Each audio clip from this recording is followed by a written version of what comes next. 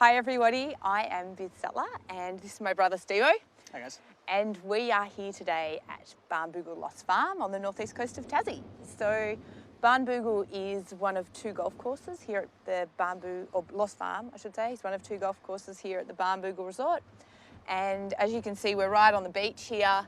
It's a little bit breezy, but you know, we do get that out here. And these golf courses are called links golf courses. And the reason we call them links golf courses is basically, well, firstly, first golf courses in the world were links golf courses, and they were built in Scotland. You might have heard of St Andrews Golf Course. And what they do is they were built on this really sandy, sand dunes, undulating ground that linked the beach to the farmland. And this land wasn't really any good for anything, and it was public land. Well, in Scotland it was public land. This is actually part of our farm, this area here, and they turned it into golf courses. So you can see some characteristics of links golf courses. They're very hilly or naturally undulating. You get this spiky grass that you can see around here. They're located right on the coast and they can get a little bit breezy. So today, Steve-O's going to take me through a couple of putting drills. Yep, sharpen up your game, Biz. I don't know if I need it. Wow, okay. We'll see how we go. We'll work on it anyway. So we might head up, and Steve-O, do you want to talk a little bit about where we're here, what hole we're at on Lost Farm? Yep, so we're on the fourth at Lost Farm, which is a short par 3, about 120 metres. This actual area of the Lost Farm golf course is called Sow's Point, named after our fantastic mother, Sow's Point. She gets a plug. Yeah, give it a plug. So the idea, the reason behind the name Sow's Point is actually, originally this is one of our mother's favourite spots on the whole Barnbougle property. She had a bit of an idea that this would be the dream retirement spot for her house. Mm-hmm. But with just one problem. Bill Cord, the designer of Lost Farm, came up to my dad and he's like, oh, I found this magic par 3 right out on this point, and then we can go to a long par 4. It's going to be a couple of really strong holes. And Dad's like, oh, whereabouts? He showed him the area. He's like, we may have a problem. So dinner that night, Dad broke it to the family and Mum. A few bottles of wine. Yeah, a few bottles of wine just to soften her. I think to start with, it was a question. How would you feel about, moving your retirement house?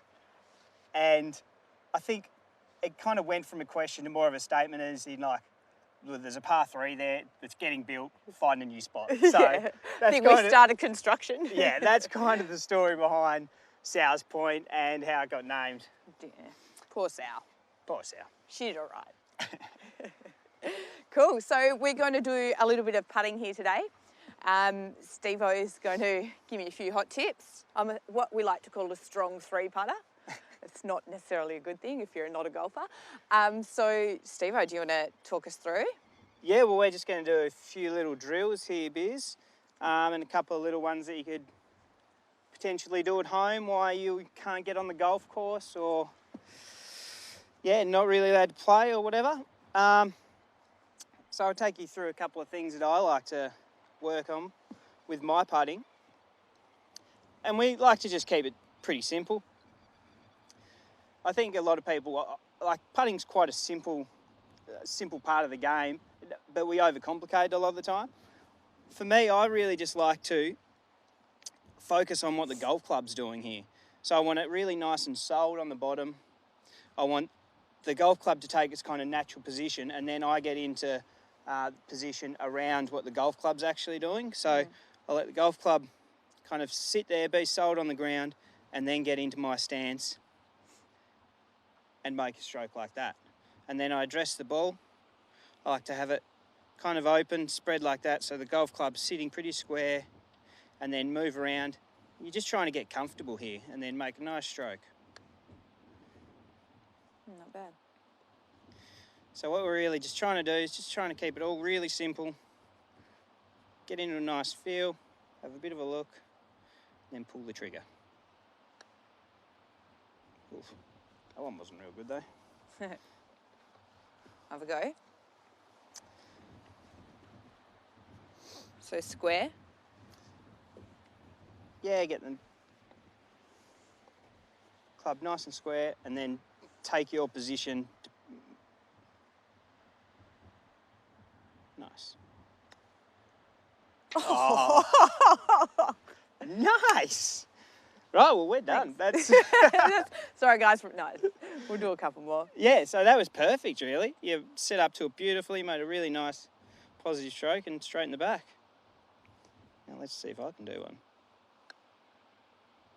Oh, hit my ball. Yeah, your ball's in the damn way.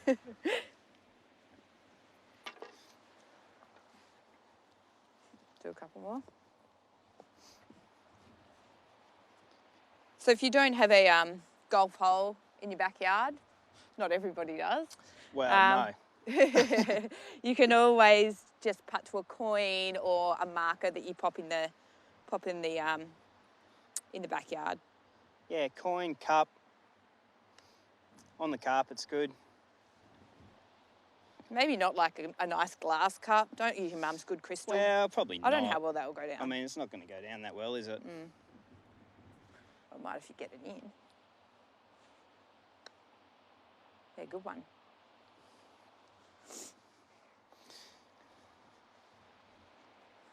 So you get nice and set up, club square, sold, then take your posture and your grip around what that club's doing.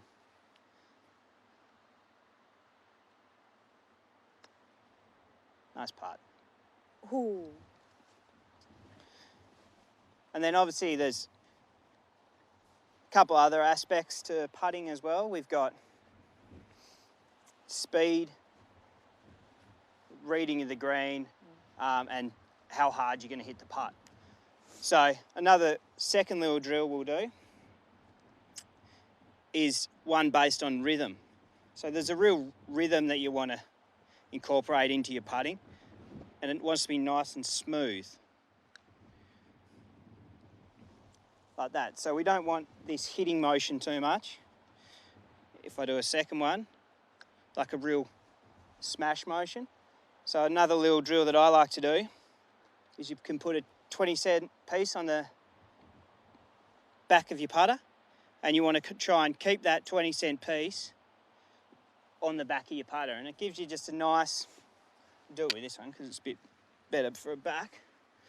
If you've got a putter with a bit of back to it, put that on there and you just make a nice putting stroke, and if you can keep that 20-cent piece on it, you get a nice rhythm to your putting. So it just stops you from making a real hitting kind of motion on it and a real nice easy stroke. And then you incorporate that into your putting, and it just gives you a nice motion. So what do you reckon, Beers? You want to have a bit of a play with that? Oh, good. This is a hard one. Yeah, this is a hard one because a lot of people tend to get a little bit quick in what we call the transition. So from back through your putting. So there's a lot of hitting there, whereas if you can keep it nice and smooth, you keep that 20-cent piece on the back of your putter and you keep a nice smooth motion to your putting stroke. It's good because it helps you move from the shoulders, doesn't it? Yeah, it does. It actually takes the hand and the hitting motion out of it and means you use a little bit more shoulders and more of a rocking motion in your putting. Ooh. Nice. Yeah. So they're just a few little drills that we like to use. And you can do them easily at home. Easily at home. Well, maybe we'll have a little walk up, Steve-O, and you can show us a couple of different ways to play this par 3. Sure, let's do that. We'll grab the balls.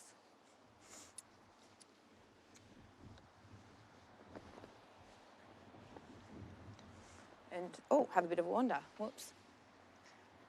So we sort of spoke about this fact that Barnbougle is part of our family farm, or was originally part of our family farm. So it's actually, well, a spud farm originally, and obviously Lost Farm gets its name as an element of the farm. So Steve-O, you run the farm here now?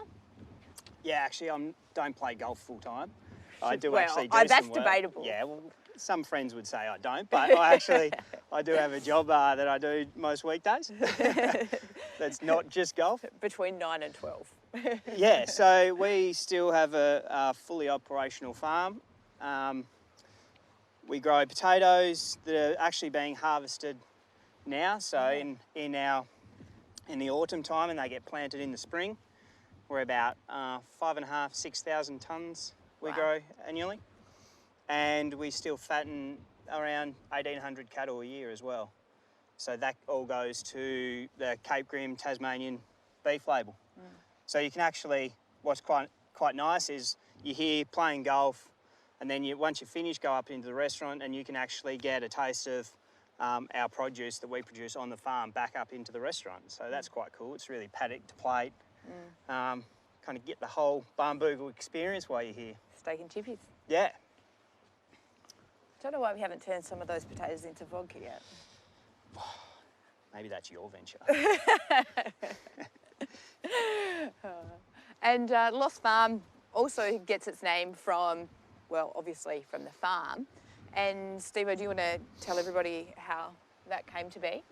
Yeah, well, it was originally part of like the grazing area of the property. So we'd put cows out here over the winter months, and they could kind of just graze on the roughage. And the centre section of this area was like still had a basic pasture in them.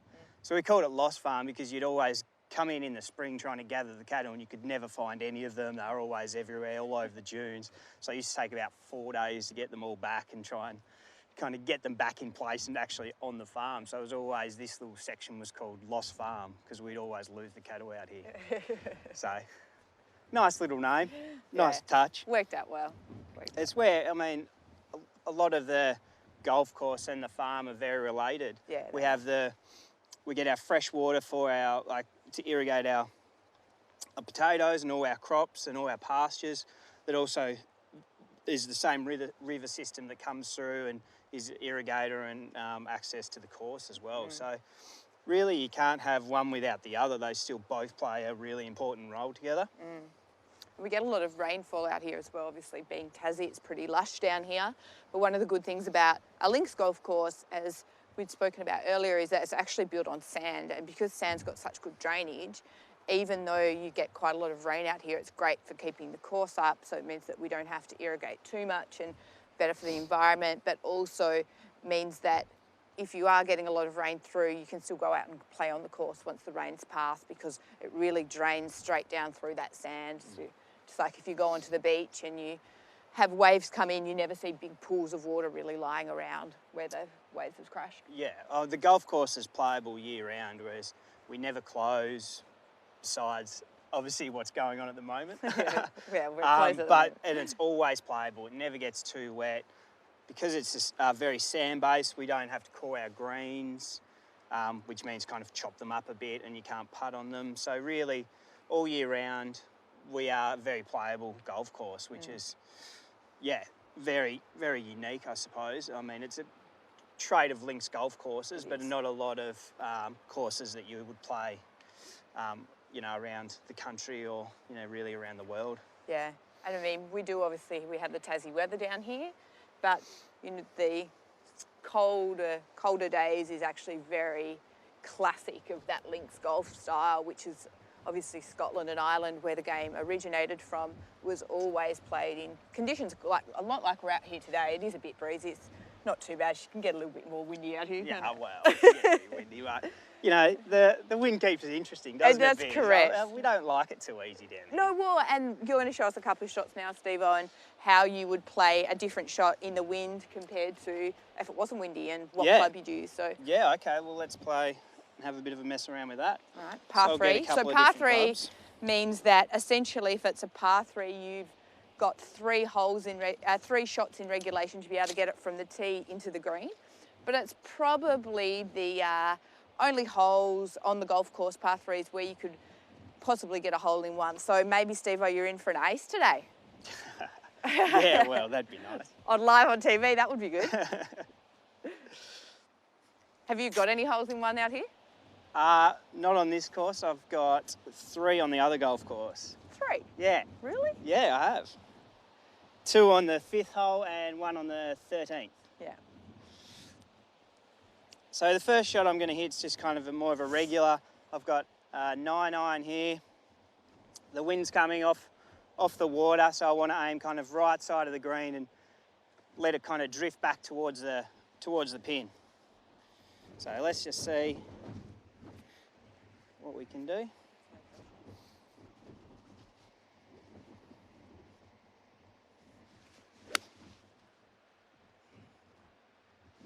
Pretty good. Nice. So front of the green, probably got held up a little bit in the breeze. Yeah. So I'm going to hit a second. Do you have a golf ball? I'll hit a second, and this is a shot that I actually like to play a lot around here. So I hit a 9 iron the first time. I've got 7 iron this time. So a lot less loft. The ball should go a lot lower. I don't have the distance control, but it doesn't get affected as much by the wind, so it won't get blown left to right as hard. Yeah. So you're kind of subbing out the distance control, but you're getting that kind of more control with like less effect from the breeze. So hit a kind of similar shot. This one's nearly an extension of like a little pitch shot. So back in my stance, a really smaller swing. Yeah. And a lot better result, a lot closer. Ooh. Oof, that's That's quite all right. good. Yeah, so that's a shot that I'll play a lot more around here, because I don't want the ball to get affected by the wind, because then you have no control. You throw it straight up in the air and it can get blown everywhere. Whereas if I can keep it out of the wind, then if you hit a good shot, it tends to be able to hold against the wind and not get too affected by the breeze. If it's breezy, swing it easy. Now that's what Ernie Els always said. So busy, you gonna have a shot or what? No, I think Come I'm okay on. for today. Come I think on, I'm come okay on. for today. It's a bit far out for me. But we might go and play a couple more holes now. So thanks everyone for tuning in, and hopefully you are tuning into the rest of the day. There's a few other good segments on today. I know Rove's hosting a pub trivia tonight, I think, and they've got a dinner party with Matt Moran a bit later on. So keep watching, and thanks to everyone in Australia and at Tourism Australia for letting us come down and show you our little part of the world today. And hopefully you can join us again soon. Yeah, absolutely. Back open, I think, mid-June. Yeah. 18th of June. That's the plan. Yeah. Sweet. Thanks, guys.